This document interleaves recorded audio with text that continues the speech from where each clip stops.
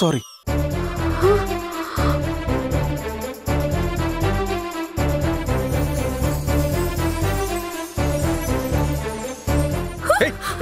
రాక్షసి,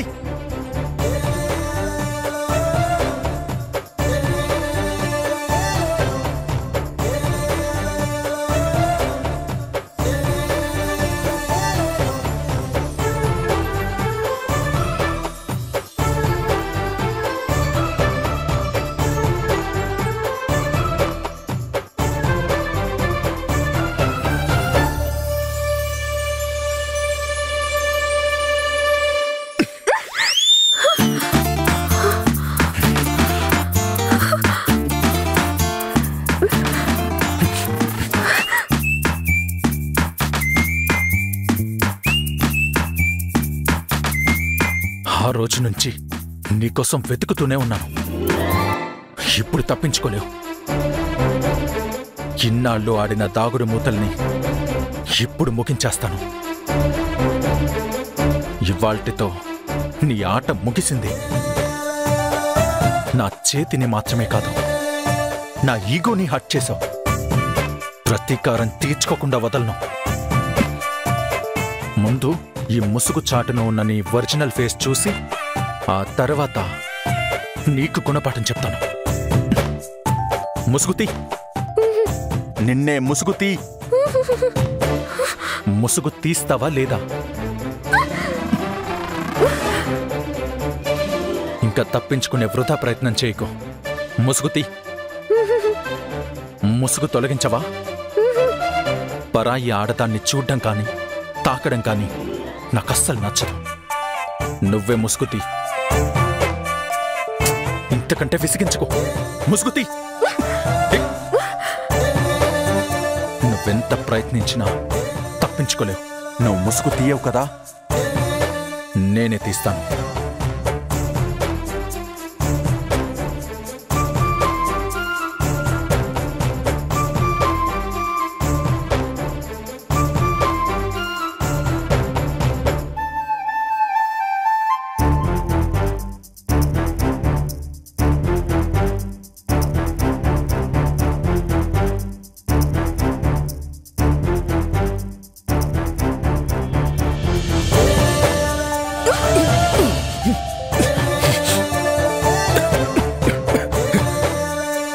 రాక్షసి, నువ్వు నా నుండి ఎక్కడికి తప్పించుకోలేవు. నీ కళ్ళే నిన్ను పట్టిస్తాయి.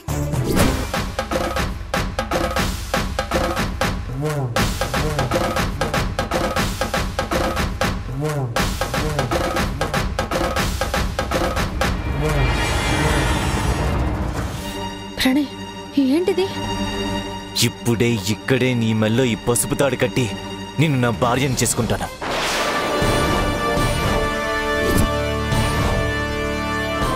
ప్రణయ్, నీకేమైనా పిచ్చా? నువ్వు ఇలా తాళి కడతానంటే నేను ఒప్పుకుంటాననుకుంటున్నావా? నువ్వు ఒప్పుకున్నా ఒప్పుకోకున్నా నేను తాళి కట్టి తీరతాను. ప్రణయ్ వద్దు, ప్లీజ్. ఇక నువ్వు ఏం చెప్పినా నేను విన్నా. ప్రణయ్ వద్దు, ప్రణయ్ వద్దు.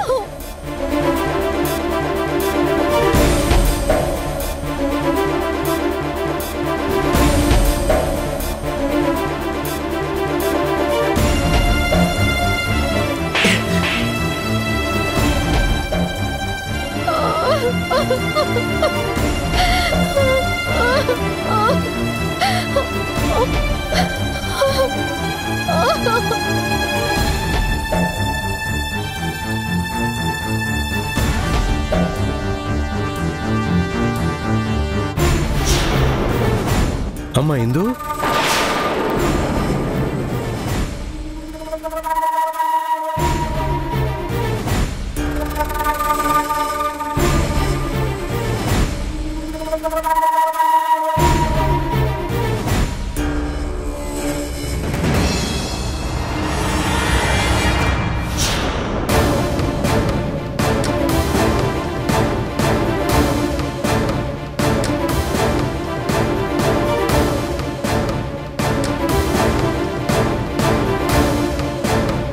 ఏమండి, నేను చెప్పలేదు ఆ చెప్పులు చూడగానే ఇందు ఇక్కడే ఉందేమో అని?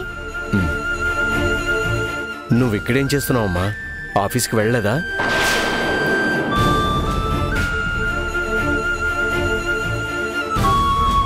నిన్నే అడిగేది, ఆఫీస్కి వెళ్ళలేదా నువ్వు? అడుగుతూ ఉంటే సమాధానం చెప్పవేంటమ్మా?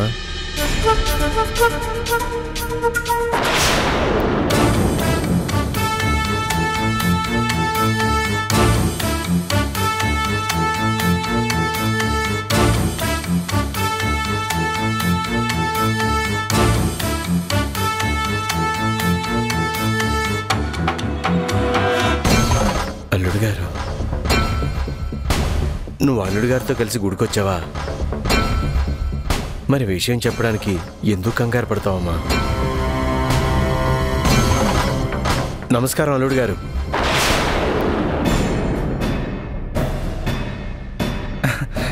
నమస్తే అండి.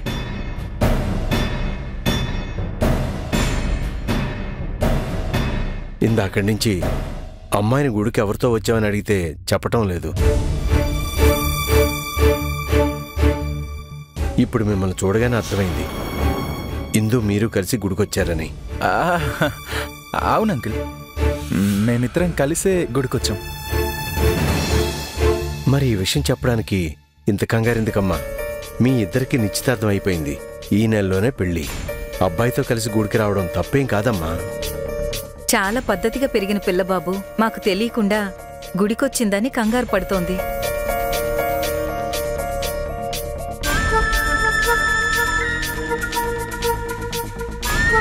మేము ఇందాక నుంచి గుళ్ళను ఉన్నాం బాబు. ముందుగా చూసుంటే కలిసి దర్శనం చేసుకునేవాళ్ళం. మా దర్శనం అయిపోయింది అంకుల్. నాకు కొంచెం పనులున్నాయి, నేను బయలుదేరుతాను. మేము బయలుదేరుతాం అల్లుడు గారు. పదండి. రామా, రా రమణి. పదండి. రా ఇందు.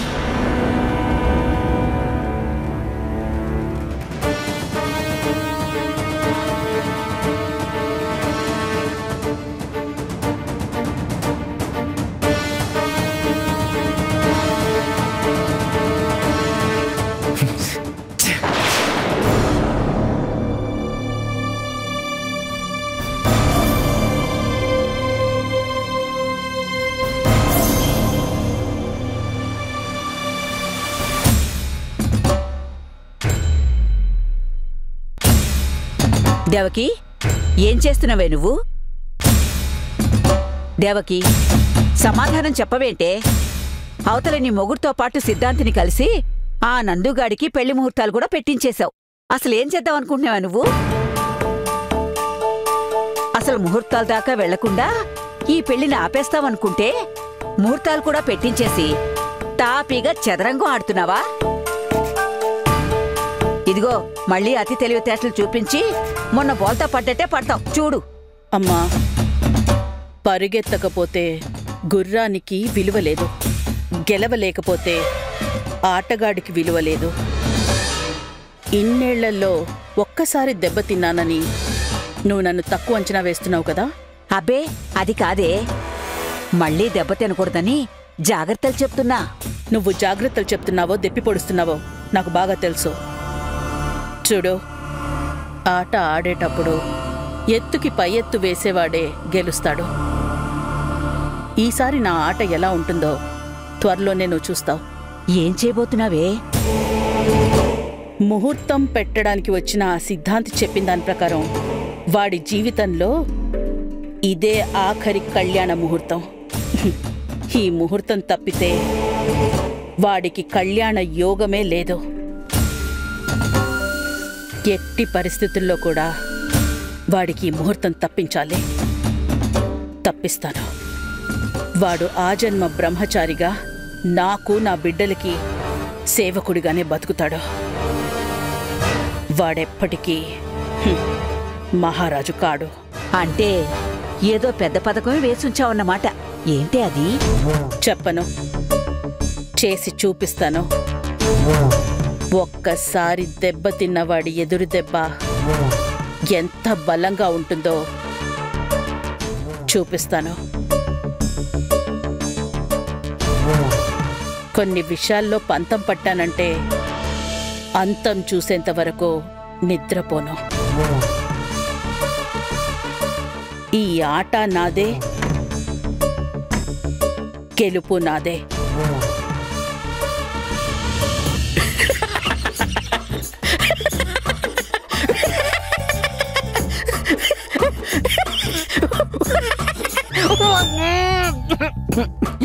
మీరు నా మొహన కొట్టారేంటి సార్? మీ మొహన కొట్టుకోండి. మీ దగ్గర ఇంకా విభూతి వాసన పోలేదు. రే రూదర్, అత్త మీద కోపం దుత్త మీద చూపించట్టు నా మీద కోపం చూపిస్తారేంటి సార్? పట్టేస్తాను, కొట్టేస్తాను, పొడిచేస్తాను అని తెగ బిల్డప్లు ఇచ్చి మీరు విభూతి కొట్టించుకోవచ్చారేంటి సార్?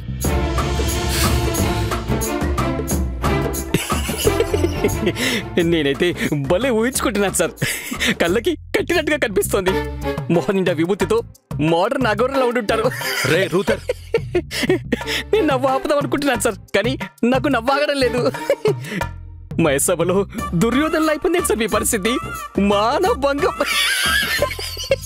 నా జీవితంలో శత్రువు ఎవరైనా ఉన్నారంటే అది ఆ రాక్షసే. దాన్ని పట్టుకుని 2 చేతుల్లో 2 శూలాలు గుచ్చితే కాని నా మనసు శాంతించదు. చావు దెబ్బలు తింటూ పంచు డైలాగులు చెప్పే విలన్లా తయారయ్యారేంటి సార్ మీరు? ఇప్పుడు కొట్టాల్సింది డైలాగులు కాదు, ముందు నిన్ను కొట్టాలరా. నాలంటిని కొట్టి హీరో అనిపించుకుందామనే. రే రూదర్, పదే పదే నా పేరు జపిస్తున్నారు కాబట్టి నన్ను అడుక్కోండి, ఐడియా ఇస్తాను. రే అసలే ఫ్రస్ట్రేషన్ లో ఉన్నాను, చంపేస్తాను నిన్ను. ఈ శాడిజమే వద్దనేది. మీ బాసిజం చూపించకుండా ప్రేమగా బతిమలాడుకోండి. ఆ అమ్మాయిని పట్టుకుని ఐడియా ఇస్తాను. ఏంట్రా నువ్విచ్చే ఐడియాలు? మీరు నా పెళ్లికి గ్రీన్ సిగ్నల్ ఇస్తే ఆ అమ్మాయి పేరు, వివరాలు, అడ్రస్ అన్నీ తెలుసుకుంటాను. ఎలా తెలుసుకుంటావు? నేను పెళ్లి చేసుకోవడానికి ఒప్పుకున్నట్టు ప్రామిస్ చేయండి, చెప్తాను. సరే ప్రామిస్. ఇలా ఉత్తుత్తి ప్రామిస్లు కాదు, ఒట్టేసి చెప్పండి. ముందు ఆ రాక్షసి దొరకని, తర్వాత నీ సంగతి చెప్తాను. Okay promise. ఎలా తెలుసుకుంటావు? నేను అమ్మాయి ఫ్రెండ్ని లైన్లో పెడుతున్నా. పేరు కుమారి. ఆ అమ్మాయి ద్వారా మీ రాక్షస వివరాలు అడిగి తెలుసుకుంటాను.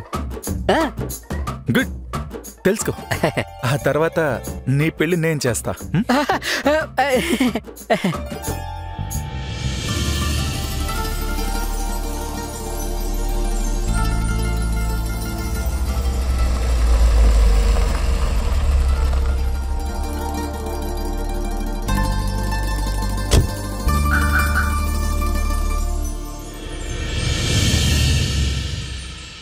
రారా పెళ్లి కొడుక, ఇప్పుడే మీ మామగారు ఫోన్ చేసి పెట్టారు, నువ్వు వస్తున్నావు.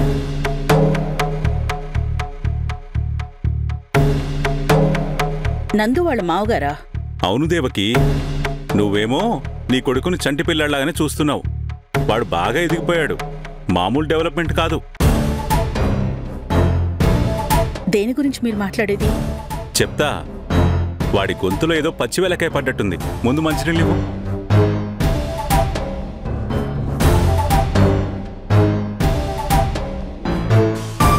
వీడి చిన్నతనం నుండి వీణ్ణి ఏ పనివాళ్ల చేతికి అప్పగించకుండా ఇప్పటి వరకు ఇంట్లో ఎంతమంది పనివాళ్లున్నా వాడి పనులు మాత్రం స్వయంగా నువ్వే చేస్తుంటావు.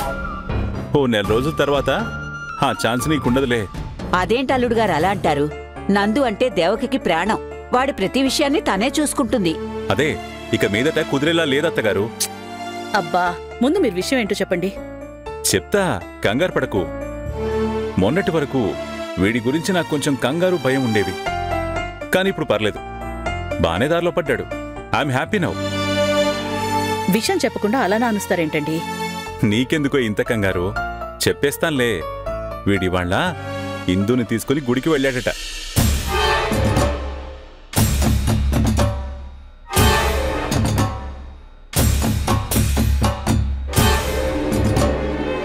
రామచంద్ర తన భార్యను తీసుకుని గుడికెళ్ళాడట. అక్కడ వీడు ఇందుతో కనపడ్డాడట.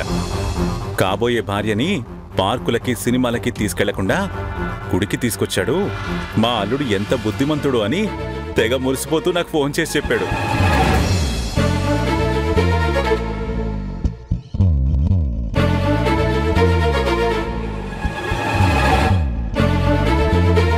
అవును, పెళ్లి చేసుకోబోతున్న వాళ్ళం, తప్పేముంది? విన్నావా దేవకి, నీ కొడుకేమంటున్నాడో? వీడికి పెళ్ళాం వచ్చాక నిన్ను పట్టించుకోడు, అది గ్యారంటీ. నాకు అమ్మ తర్వాత ఎవరైనా? చెప్పావులేరా కబుర్లు. ఏం దేవకి, నిన్నటి వరకు వీడు నీకు చెప్పకుండా ఒక్క పనైనా చేశాడా? లేదు. మరి వీడు ఇందుని తీసుకుని గుడికెళ్తున్న సంగతి నీకు ముందే చెప్పాడా? చూసుకో మరి, వీడప్పుడే పార్టీ ఫిరాయించేశాడు. చాలండి, మీరేం తల్లి కొడుకుల మధ్య ఫిట్టింగ్ పెట్టక్కర్లేదు. వాడి జీవితంలోకి ఎవరొచ్చినా నా చేయి దాటిపోడు. అబ్బబ్బబ్బబ్బబ్బా, కొడుకు మీద మాట పండిపోవుగా?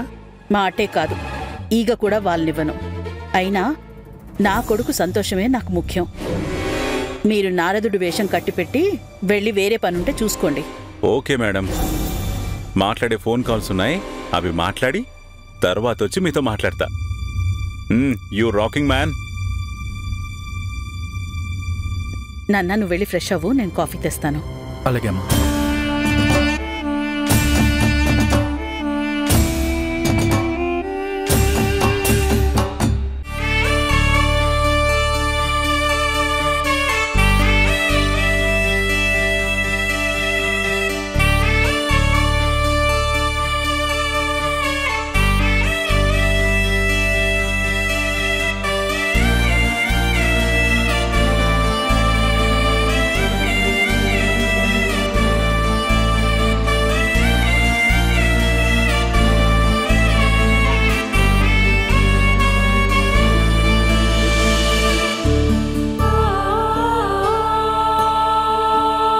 ఏమిట్రా ఏదో ఆలోచిస్తూ కూర్చున్నావు? ఏం లేదమ్మా. నవ్వు చాటున నిజాన్ని తల్లి దగ్గర దాచలేవురా. ఏంటి, నీ కూతురు అత్తారింటికి వెళ్ళిపోతుందని దిగులు మొదలైందా? ఆయనకి ఆ దిగులు మాత్రమే కాదత్తయ్యా, పెళ్లికి. రమణి, దాన్ని ఆపుతావేంట్రా? నీ బాధేంటో ఈ తల్లికి తెలియొద్దా? అది కాదమ్మా, పెళ్లికి ఇంకా 4 రోజులు కూడా లేవు. మంచి ముహూర్తం అని సిద్ధాంత్ గారితో ముహూర్తం పెట్టించేశారు. రాజయ్య ఏమో పెళ్లి మొత్తం వాడే జరిపిస్తానంటున్నాడు. నాకేమో మనం కట్న కానుకలు ఇవ్వలేకపోయినా పెళ్లి మన ఖర్చులతో చేసి అమ్మాయిని అత్తారింటికి పంపిస్తే గౌరవంగా ఉంటుందని వాడితో కుదరదని చెప్పేశాను. అయినా వాడు వినటం లేదు. కానీ పెళ్లి కూడా వాడి ఖర్చులతో చేయడం నాకు అసలు ఇష్టం లేదు. మన కోసం నిశ్చితార్థాన్ని పైసా ఖర్చు లేకుండా తాంబూలంతో సరిపెట్టేశాడు. మన స్థాయి మనుషులైతే ఖర్చు ఒక రకంగా ఉండేది. ఇప్పుడేమో వియ్యంకుల స్థాయికి చెయ్యాలి. అంత డబ్బు ఖర్చు, మళ్ళీ ఇంకో 2 ఆడపిల్లల చదువులు, ఆ తర్వాత వాళ్ళ పెళ్ళిళ్ళు. ఒరే నాన్న, నువ్వన్నది నిజమేరా. పెళ్లి మాత్రం మన ఖర్చులతోనే చెయ్యాలి. నా నగలవి ఉన్నాయి కదా, అవి అమ్మే ఎంతో కొంత ఉపయోగపడతాయి. వద్దమ్మా, ఆ నగలన్నీ నా మనవరాళ్లకే కదరా, నేనేమన్నా వేసుకెళ్తానా? అలా కాదమ్మా. ఆ నగలు నేను ఉద్యోగంలో చేరాక అప్పుడప్పుడు నీకోసం కొన్నవి. నేను ఉద్యోగంలో చేరే వరకు నువ్వు నాన్న ఎంత కష్టపడ్డారో నాకు తెలుసు. నీ మెళ్ళో పసుపుదాడు తప్ప ఏమీ ఉండేది కాదు. నువ్వు ఆ నగలు అలాగే ఉంచు. అరే, నేను చెప్పేది విను. అత్తా, మీరు ఇంటికి పెద్ద దిక్కు. రేపు పెళ్లిలో ఓ నగ కూడా మీ మెళ్ళో లేకుండా ఉండడం మాకిష్టం లేదు. నా నగలు తాకట్టులో ఉన్నవిగాక మిగతా వమ్మేద్దాం. బావుందే, నీ మొగుడు తానా అంటే నువ్వు తందానా అంటున్నావు. వయసు ఉడిగిందాన్ని, నాకింక ఈ నగలన్నీ ఎందుకే? పెద్దదానిగా చెప్తున్నాను, నా మాట మీరేనండి అంతే. అమ్మా, మాట్లాడొద్దన్నానా? అత్త నగలు అమ్మినా ఇంకా చాలా డబ్బు అవసరం పడుతుంది కదండి. ఇన్సూరెన్స్ పాలసీలు ఉన్నాయి కదా, వాటి మీద ఓ 4 లక్షలు లోన్ రావచ్చు. ఎలాగో ఇంట్రెస్ట్ 6 నెలలకో సంవత్సరానికో కడితే సరిపోతుంది. అవి సరిపోతాయా మరి? ఎలా సరిపోతాయి? పెళ్లి బట్టలు మన వాళ్ళకి పెట్టాల్సినవి, అటు వాళ్ళకి పెట్టాల్సినవి, వాటికే సరిపోతాయా 4 లక్షలు? మరి కళ్యాణ మండపం, డెకరేషన్లు, భోజనాలు ఇవన్నీ? ఇప్పుడు యావరేజ్గా ఉన్న మండపాలే 1,00,000-1,50,000 అడుగుతున్నారు. వాళ్ళ స్థాయికి తగ్గ మండపానికి, ఆ డెకరేషన్కి ఎంత అడుగుతారో తెలీదు. భోజనాలు కూడా లక్షల్లో ఖర్చు అవుతుంది.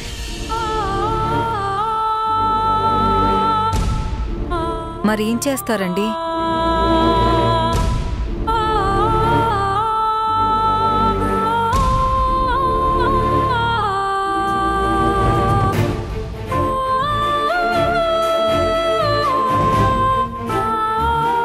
రమణి, నాకంటూ ఉన్న ఆస్తి ఈ ఇల్లు ఒకటే. ఈ ఇల్లు తాకట్టు పెట్టి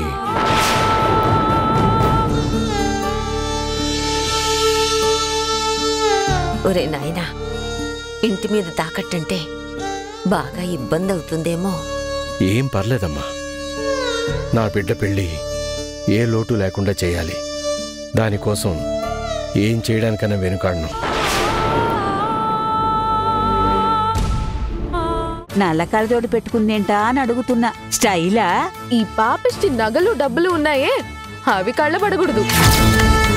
ఆ రోజు కూడా ఇలా మాట్లాడే నా కూతురికి అనుమానం వచ్చి టెస్ట్ పెట్టింది. ఇక ఏ అపార్థాలు రావు.